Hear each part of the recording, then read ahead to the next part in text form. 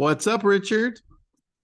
Going well, man. I'm so pleased to have you finally on my first podcast um, from my home base now, and I'm honored that you're actually my first guest, man. I've been following you for a while, and it seems like you're a killer, man. Thanks, man. I appreciate the kind words. Not a problem, man. So I see you've been making some moves yourself, shaking things up. And I definitely want to get into that here in a little bit, but I really wanted to start with kind of like your background, man. How long you been in the industry?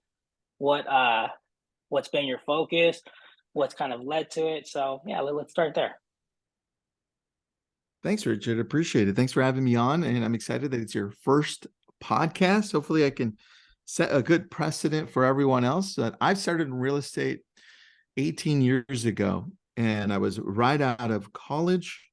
And I thought, well, I don't want to be a history teacher. And nothing wrong against history teachers, but I was graduating with a history degree from Cal State Northridge. And I was like, I don't know if I don't know if they make enough money for what I want to do in life, right? Because I love Yeah. history, but you know. And so I asked my mom, I was like, what do you think? She's like, well, real estate agents seem to drive really nice cars. And I Right. thought that's a great thing. I'm going to try that out. So as I was graduating from college, I decided to get my real estate license. And a month before I graduated, I got my license. So I went out door knocking that same day. I went out for 6 hours with dress shoes and a tie and all dressed up, dude, in Southern California, right? So you know the weather. You're in Vegas, right? Yeah. And it was hot. And I was like, I'm not doing that way again. I'm going to wear better shoes. I'm not going to go suited up. And it took a while, but I finally did it. And that's how I got started in real estate. And I went right into it. Now the thing is, the one thing that I tell agents that are looking to get started in real estate or do well is you should always look to see what you're already great at. So for me, it just happened to be that I landed in a great brokerage that said, hey, this is how you succeed because this is how we've succeeded for years, which is door knocking and cold calling, which you probably have heard of, right? And so I was lucky because that's what I had done in high school and college. I had cold called through selling ink cartridges and windows and Nielsen TV ratings, and I had door knocked selling windows. And I didn't know I was being trained to be a real estate agent, but there you go, man. The challenge Yeah. with that is that we jump into these brokerages and we're like, oh, you should do that. And I think no, I think you need to take a step back and say, well, what are your strengths, right? What are you really great at? And go that way. I just got lucky that I got paired with something I was great at. Man, that's awesome. So you were selling ink cartridges door to door? In cartridges on the phone Oh, okay. and Windows door to door. Wow, what a time, man. Just imagine, I'm thinking about, you said about 18, 20 years ago. I'm thinking about that time in my life. I was actually selling newspapers. Believe it or not, I was going door to door, and I think we got paid like 375 or something silly, right? So what a way to start, man. I Yeah. think door to door is such a underutilized skill that most people just don't know because essentially you're speed dating, right? You're speed dating and you're building relationships super fast. And just a lot of people don't know how to do that. Like I bring people onto my team nowadays and I'm like, here's a list that I need you to call and reach out and see if they're, see if they have any Yeah. goals in the next 12 months and they're just nervous as heck. I'm like, you aren't you on the phone all day? Like, what's going on here? Yeah, well, I think the challenge is also that when you've been trained like you and I to do something, it comes a lot easier, right? Yeah, So I found that in growing different teams, we really have to focus in on their strengths. If it's something yeah, that Like Yeah. if I'm gonna throw in somebody who's never called online leads and doesn't have an affinity to it, I'm doing a disservice to them because I need to look at their strengths. Are they good in person? Are they better in person because their background is in event management? Or what about somebody that's great on social already? Like what am I going to have them focus on? Cold calling? Hell no, right? Right. I want them to have the biggest chance of success by focusing on what they're great at already. And that's how I've had success with the teams. Exactly. So what I'm hearing you say is make sure you build their pillars of lead gen around their natural abilities and the skills they've already attained, right? And just kind of build upon that. You got it. You got it, man. I I'm not saying they're not going to learn new things along the way, right? Because their pillars can change a year, 2 years from now, Yep. based on new talents or strengths. I'm just saying, let's start in a place where it's already more beneficial for them because they already have talents there. Yeah, I think definitely having them focus on their three main pillars where their strengths at, and then maybe slowly exposing one or two here and maybe quarterly or even yearly is a great idea, just so we can get well rounded. But going deep is much better. I totally agree with that. I love it. I'm curious, LCA man, you're killing it with lab code agents. How long have you been doing that? And I didn't honestly, for I the longest, I started didn't it. know it was you. Yeah, no, I did that on purpose. I think in 2014, when I started it all came from an idea of giving back to the community. I was speaking around the nation for Realtor.com on online lead generation. So I was pivotal in the way that the industry shifted to online leads with the right technology, follow up, and all that whole process. And in that, I thought, why not create a place where we can share best practices? And so I created Lab Code Agents. And when I did that, I didn't, and I still don't. If you notice everything that I create, A Brilliant Tribe, Drunk on Social, everything that I have is not my name. And I do that because I want people to be able to connect deeper with it.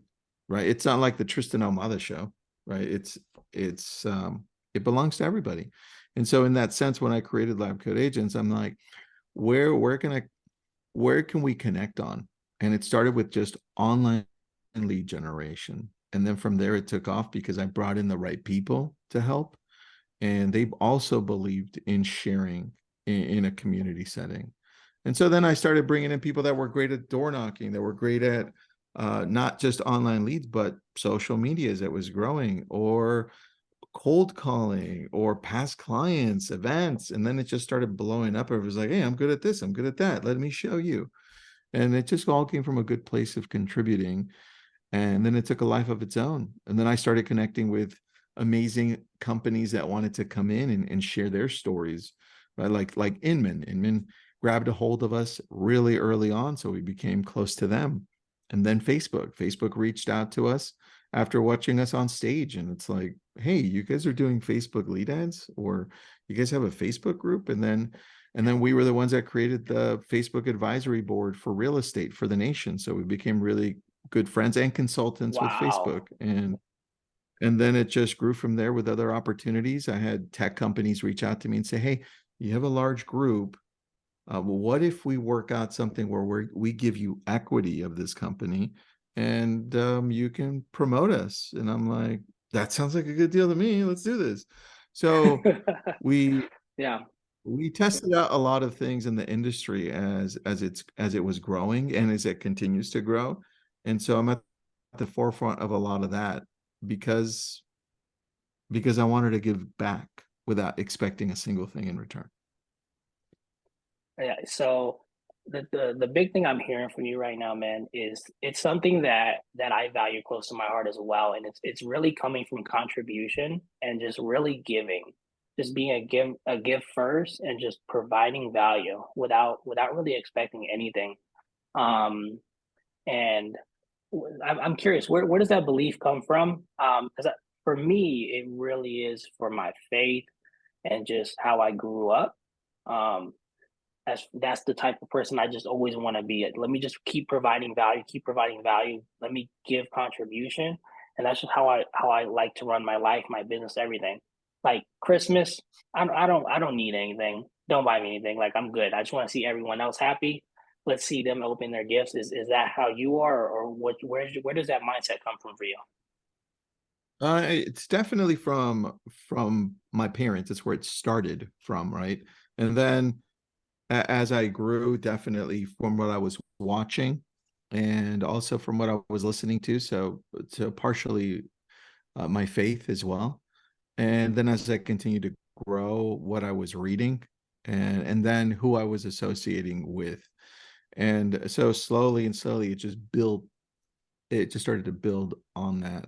So it's not something that I actively said, hey, let's do this because this is what I believe. It's more like, let's just do this because this is kind of who I am, and I just happen to be functioning at the right mindset at the right time, doing the right thing. Yeah. And so I don't take credit for having that mindset. It's just who I surrounded myself with by accident, man. It's your environment. By accident. I feel like there was some Yeah. intention, maybe some abundance led you there, but no, that's super awesome, man. Yeah. I there's actually a this next quarter. Well, actually, I'm going to be putting out a video pretty soon, and it's going to be geared around that.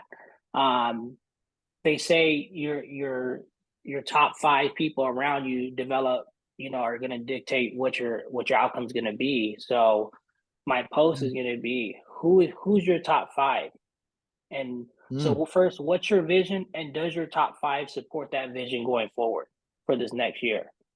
And if they don't, yeah. who should be your top five? Who do you need to be around, right? And Yeah. that's one of the visions I want to put out there for everyone, and just make it known, because I feel like when I was younger, I didn't know this.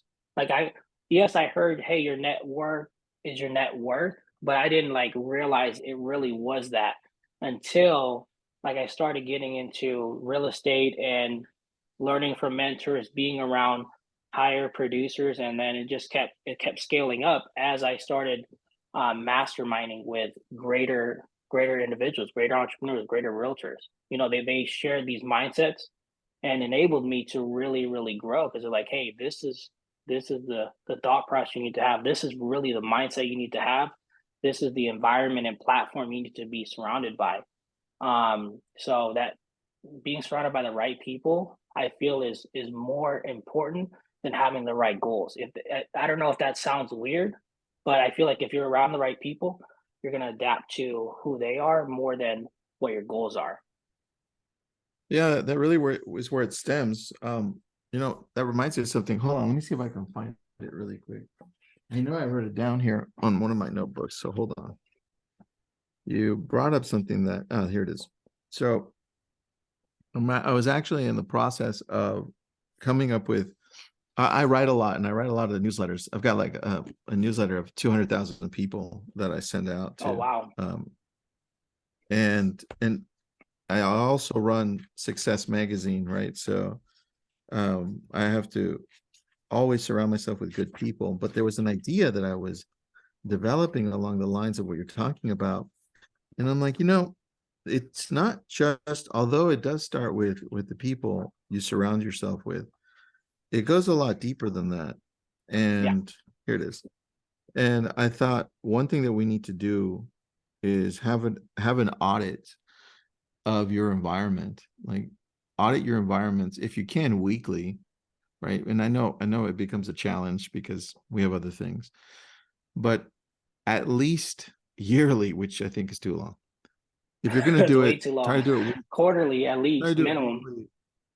Yeah, and here's what you're going to audit. You're going to audit not only the people that are around you, right? What you're going to take a look at and say, hey, how do these people affect me on a positive way or in a negative way?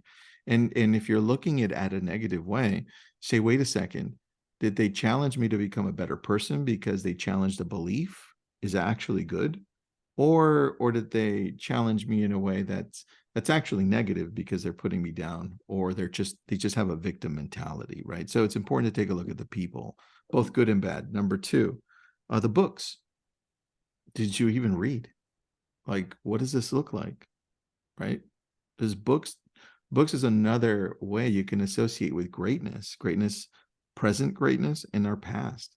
But if you're not actively ingesting what you put into your mind, that positively ingesting things that can change your life and give you different outlooks and thoughts, then you're just regurgitating the same thoughts you had last week, which is not good. Next, Yeah. food. Like, what if we're looking at this and doing an audit for our environment weekly, and we're taking a look at the food we're consuming? What is that? What is the food that we're consuming? Because, literally, you heard this, you are what you eat. Well, guess what? You actually are. Yeah. What what are you consuming? Are you just on the go and so reactive that you're chilling out and going through McDonald's every day? Because, we do show a lot of property, right? What does that look like? And next, what are you watching? Like, that's part of your environment. What are you It watching? is. Because what you're watching dictates what you think on your off time, what you're consistently reliving in your mind, like movies, shows. I don't know, but dude, I see people like binge watching shit all day. It's like, what are you that's living in your brain? You just gave that some time inside of your head. And was it worth it? I don't know. In some Right. cases, like what I watch, yeah. I say in some things that I watch, yeah. And I'm not saying don't watch like Wednesday Addams. It's a great show. But I'm saying what are you doing the rest of the time? Let's take a look at this. And then what about the music you listen to? Because the That's the music you biggest listen one. to, yeah, the music you listen to also dictates how you think and what you say and how you feel. And then what about the events or meetings or congregations that you're surrounding yourself with, right? What does that look like? Hmm. And I think Hmm. that when you start auditing that as a whole, you start becoming more aware of all of these impacts that you have on a daily basis throughout the day.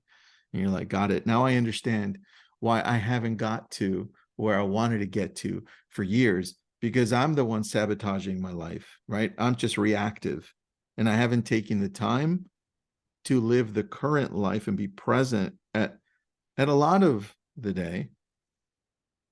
And it's my fault. And it takes a lot to look at it that way. Anyways, that's what I'm working on. Yeah. You know what I love about that is w- I'm one of those weird people that I have two different ways that I keep track of the things that I need to get done that are not president, but I need to get them done. And one is an email that talks about the music part. Um, that whatever music you're listening to is really going to program. I feel like it really programs your mind because you'll listen to that song on repeat, repeat, repeat, repeat.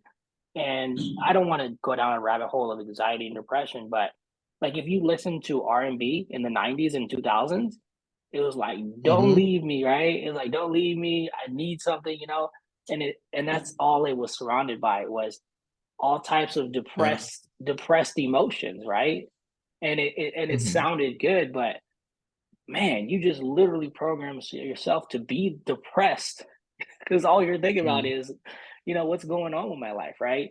Um, Very true. so that's a very amazing thought that you had there. And the audit part, right, is really looking at it because you took this to another level than I was even thinking. I was like, man, you know what? I don't even think yearly goals are important. I think having quarterly because you can adjust. If you throw off your yearly goal, you know, if you mess up the first month, oh well, all right, well, let's go for next year. I feel like quarterly is long enough to where you have something to kind of sprint for, but it's short enough to where you can still make it decent adjustments. So I like the weekly audit, taking 5 to 10 minutes to really, what did I consume, internally?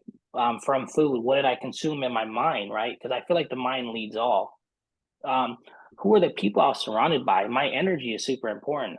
Was I surrounded by vampires who are sucking all my energy away? Is it negativity? Is it scarcity mindset? Or was I surrounded by sunshine, abundance, and people who really want to pour into me and help me elevate? And definitely the books, man. The books are super important. I just started Never Enough by David Goggins, his new one. So I think Yeah. I'm on like chapter four. But yeah, it's super important because there's so many concepts and ideas that help shape what our mind is going to grow and groom into. Because a lot of these books, sometimes at that mental state where we're at, or the intellectual state, I don't feel like we're ready to consume certain ideas. But every time you read a book, you're going to grab something. There's some big idea. Oh man, I read this and I didn't pick up this idea, but now I did.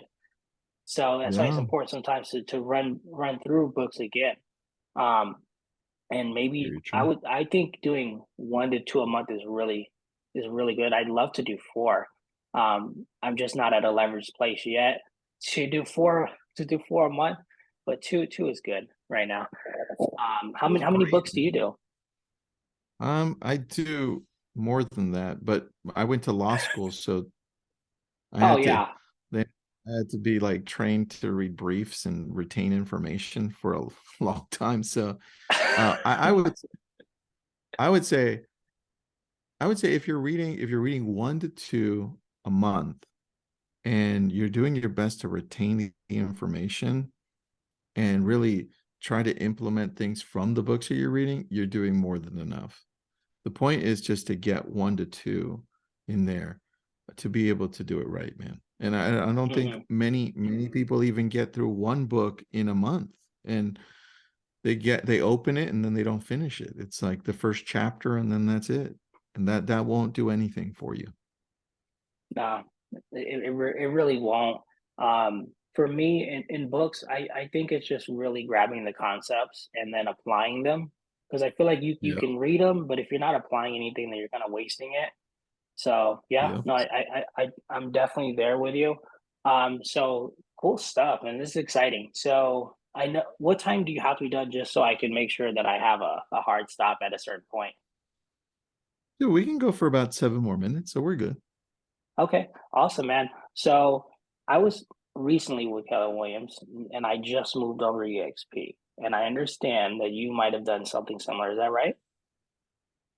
Yeah, I did, man. I was with KW for 13 years, almost 14 years. 13 years. And a great company. I switched over to them from Century 21. And when I was with C21, I was trying to build out a team. I had already started the beginnings of a team. And I didn't I wasn't getting the right direction in my local C21. So I went to one that already had a couple of teams on it, Keller Williams.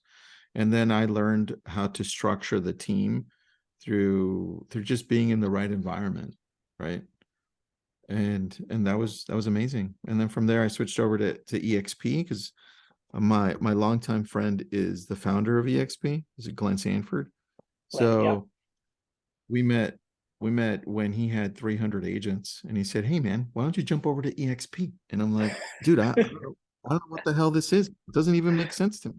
He's like, "If you jump over right now, I'll give you 1 million shares. You can help me grow this." And I'm like, 1 million shares of nothing? I don't know, man. So I didn't take it. Obviously, I didn't. And but now I finally decided to join EXP. I think it's heading in the right direction as far as helping agents grow their business and moving forward with the right technology and just spreading the right message. And I can get behind something like that. Yeah, I totally agree. I see a lot of the really big agents there, just really doing a lot of production, and everyone is very growth mindseted. And since I moved over, everyone has just been very giving. It hasn't been like, "Hey, you want the answer? Here's my credit card information, or here's the payment information. Like, pay me, and I'll give you the information." No, it's just like, here's the information. You know, so that's been Yeah. great. So I'm excited about the future of that. I'm curious. So they just added. a chime for $25 a month. Now, is that Yeah. great? What do you think about that? Yeah, Chime, $25. I think that officially starts in January, so it's just a few days from Yeah. now. And I think that's a powerful power. It's the CRM. So I use two CRMs, but I have different teams. I have one using Follow Up Boss, and then the other teams are using Chime. So Chime is more of a complete CRM. It comes with a website, and if you want to add Google PPC, Google Facebook lead ads, CMA, other things, it's all built into one thing, and Wow. that's great. So I love that. Follow Up Boss is just a CRM, but it's also extremely versatile because it attaches to so many other things, to actually different products. But I love Chime for $25, dude. That's like a no-brainer. Beats Personally beats the crap out of conversion. So KV Core. Yeah. I remember it as conversion, but it's KV Core. Yeah. So yeah, I'm excited to get that implemented. Now before we go, I want to know. So who would you do you okay? Obviously, at different levels, you have different mentors, right? So, and I Yeah. feel like giving yourself one. I think a good time frame for me, just me personally, I give myself anywhere from 1 to 3 years in any environment to really grow. Outside of that, if Mm-hmm. I haven't made a substantial jump or leap forward, I feel like maybe it might be time to move on into another environment because I feel like that's enough time when you're super intentional and you're with the right group. You're going to make a nice jump. In Mm-hmm. your world, who has been the mentors that have really impacted you at different levels? Oh man, that's a great question. I've actually never been asked that, which is crazy. Um, and I Wow. do a lot of interviews. Oh, okay. So I'm going to answer it like I don't even know if you've heard this answer before.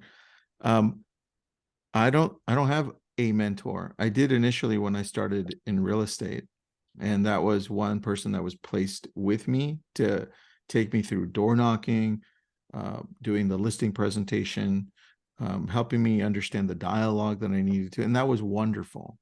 But what happened through the progress that I've had is that I've had to dig into things that weren't being done before. And like, who created a Facebook group that then made it into an actual multi-million dollar business? I couldn't find anybody, right? Yeah. So I had to go and dig into books and piece things together. So what happened over the years is the books that I read, those authors became my mentors without them knowing, right? So Jocko from Extreme Ownership, right? Jim Collins from Built to Last, Simon Sinek from Start with Why. And slowly I've been reaching out to them through Success Magazine and saying, hey, why don't we get on an interview? And then when I talk to these amazing people that are Yeah. billionaires, millionaires, high achievers, they become my mentors because it's just like a one-on-one I'm having with them, kind of like we're having right now. And then I ask them questions that I'm kind of curious on. It's like, well, what happens here? And then I get their phone number or I get their email, and then we text back and forth. Any questions I have, I go to them.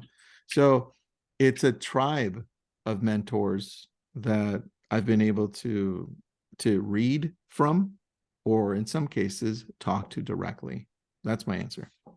That's awesome. Yeah, I have a similar answer to that as well. YouTube Premium or YouTube Red, whatever they call it now, has Yes, the yep. most amazing app in the world. I think I listen to it probably 2, 3, 4 hours a day. And like right now, my big one is Alex Hermosi. He's a big like I'm listening to. Oh, that man has a brilliant mind. Just how he He takes does. complicated concepts and breaks them down and makes them elementary. That's the biggest thing for me when I'm presenting or providing information is really just making it kindergarten. How can I make this concept make it super easy, turn it into kindergarten, and release that Yeah, information to someone else? I love it, man. So I I agree. guess last question. I, Good. Yeah. So last question I I have. Good. What do you say? Masterclass. Masterclass. Check out if you haven't checked out Masterclass, dude. I love YouTube Premium, but Masterclass is pretty amazing as well. Jump into Masterclass. that. I'm gonna Yeah. check that out. So this is the last question I kind of have for you. I know we're running short on time. What's the what's the 5-year vision combined with your 5-year goal? Like, obviously, you have a 5-year vision. Okay, I see myself here. This is what I'm surrounded by. This is Mhm. where my business is. Um, what does that look like? Yeah, my 5-year vision usually revolves around um, bettering myself. So surrounding myself with the right people and being able to engage with higher level thinkers, because I know that the more I surround myself with people that allow me to think differently, right, the less biases I have about certain things, and the less biases I have, the more I can see the world as a more even playing ground. And I think that a lot of the blocks that have come in my life could come from me. It's like, that's not possible, or no, I won't, that won't work here, right? Yeah, And what I realize is that I love setting goals, but for me, it's more like, what are my priorities in my life? And they revolve in a yeah, year, 2 years, 3 years, 5 years. It doesn't matter. They revolve around three things, and that's self. What does that look like spiritually, physically, mentally, emotionally? Then family. What does that look like for me personally? Spouse, children, my mom, my dad, my sister, those that are close to me, friends. And then third, businesses, right? Where does a brilliant tribe sit 5 years from now, a year from now, as far as coaching and growing communities and influencing other companies? Where does Success Magazine, right? Do we compete against Forbes Inc? Because right now we're not, right? What does that look a year from now? Right? How can I make that happen through the content that we create? What about lab coat agents? How do we shift deeper into this whole real estate world that's also turning? How do we go away more from Facebook? How do we go into everything else that's happening, right? And then on a local level with Tristan and Associates on the business side, how do I elevate my team by being able to take advantage of the opportunities that we have outside of what we normally do, which are three things: referrals from past clients and Sphere, Google PPC and Facebook lead ads, and social media. So we get really specific as to that, but we break it down into these three things: self, family, business, and then we create priorities around them. yeah, man. That's it. I love everything you said, man. I feel like a lot of almost everything starts with self. You really can't help everyone else until you help yourself. So that personal growth is going to definitely be a huge factor in how far your business grows and your family grows. So I love everything you said, man. I really appreciate your time. I could have honestly gone on for another 17 hours probably because I just have a series of questions and topics, man. Because I just want to pick your brain forever. But either way, I will let you go. And hopefully, I'll have you on again soon. Maybe episode 100. I don't know. Dude, why not? Let's already plan for it. Yeah, I'm going to be doing one a week, um, all through the year. So I did four at my last office, and you were my first virtual. So I'm going to do 52 in So that means 2023. we'll be talking at the end of 2024 again. So That's right. that December will be it, man. So there you go. Yeah, Or yeah. November. December, November. Somewhere in that range, 104 weeks from now. No, 100 weeks from now, I guess. Dude, So nuts. somewhere November, December, somebody in the comments let us know what week it's gonna be. And definitely we'll put it on the calendar and I'm excited to see where you're gonna be at. And I'll definitely let you know where I'm at as well. My plan is to not be doing any deals. Last year I did 25% of the actual business, but I brought in 90% of it. So Okay. I that's like the that. plan. I will not be showing Now, houses. I will not be listing homes. I will be giving everything now, away. now break it down, man. Break it down into baby steps. I love that. Yeah, yeah, it's already somewhat broken down, man. So let's get out of here. I always ask everybody this last question: quote and book. What's a quote that you are big on right now, and what's a book you're reading? There's a great book that I'm just about finished with. It's by Do you remember the guy who made Dilbert by any chance? The little cartoon Dilbert. Dilbert? Yeah, the cartoon. Yeah, the little cartoon. And I think his name is Scott Adams. And the book is called, let me check. Here it is, How to Fail at Almost Everything and Still Win Big. So that one is really, really good because I thought, at least for me, a cartoonist, like I want to hear about how this guy made it. And Yeah, dude, he goes over failure and failure and failure. And then once you dig into it, you're like, oh, this guy's actually extremely brilliant and he's extremely successful, right? So I didn't know any of that.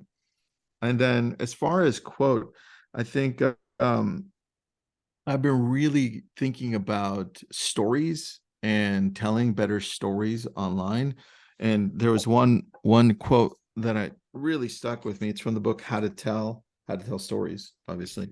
It's at the yeah, beginning of the book. And they said this, they said, our stories tell us who we are, who we were, and who we hope to be. And if you apply that to the stories you tell, that gives your audience the ability to connect in three different places. And that's when they're tuning in and you're telling stories, they can either connect with your past, your present, or who they hope to be because you're already there. And the better we tell stories, the better we allow people to connect with us that way. yeah. I love it, man. That's awesome. So, all right, I will let you go. You're off the hook. I will see you in what, 2 years from now, episode 100. I'm booking it in your calendar right now with your Let's assistant. go. And if you guys found value in this episode, please like and subscribe. Maybe drop a comment or recommend it to somebody. I will see you guys next time. Thanks, brother.